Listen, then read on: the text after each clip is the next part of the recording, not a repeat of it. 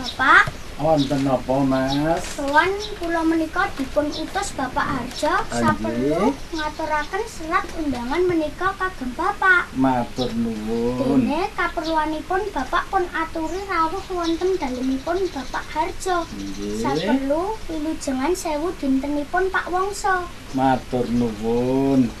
Lek, gila iki tulodo kang becik banget kanggo kowe. Yen didhawuhi atur-atur, kuwi ya kaya anak budi iki. Wis unggah-ungguhe. Bener, tata kramane unggah becik. Wah, angel, kula mboten saged. Yo ajar to, Mas. Latihan. Nggih, Bu.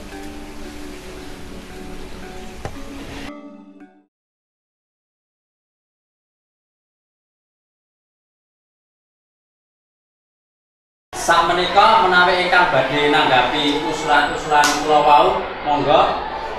Kula boten setuju karo pendapat jenengan. Sing ngapain niku nggak pendapat kula.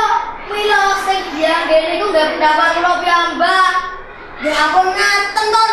Niku jenenge maksa sakarepe dhewe. Lah ra apa dong mira kok yen pendapat kula niku nggih sing apik piyambak.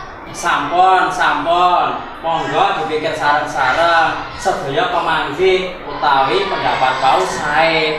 Namung kedadipun penggalih tuna batinipun. Monggo dionceki bloko setunggal.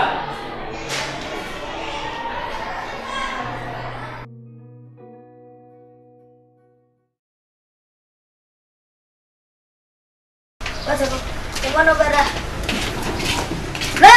Le, berapa pura? Aku jile. Son, ngene kok bunga-bunga ora sopan kaya ngono ta? Wong koyo ngono wae kok ribut. Lah wong dielingke kok ora gelem to dasar cah ngele tenan kok. Pun mboten caribut Mas Anton. Mas Joko wau niku leres. Dados yen arep nembung nyilih barang ya sing sopan. Oh nggih, matur nuwun. Yen pangapunten, kula dipun utus Bapak badhe ngambil pompa. Oh nggih. Monggo, menika wonten pojokan.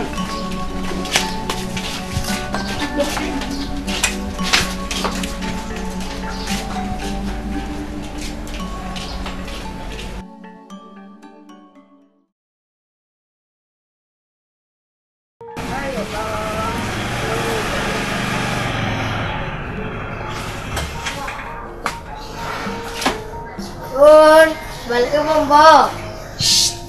Ra sopan lho, Ton. Ayo sing apik, Ton. Lah pripun to, Bu? Rak pun leres to? Ngene, nuwun sewu. Badhe ngunduraken pompa. Matur nuwun.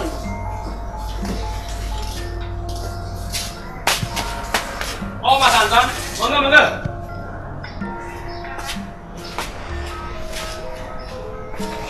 Nuwun sewu, Pak. Badhe ngunduraken pompa. Matur nuwun ya, Pak. Oh nggih, sami-sami. Oh, Bu Sansima, monggo Bu. Nggih, Pak, matur nuwun. Badhe nyon pamit. Oh nggih, monggo.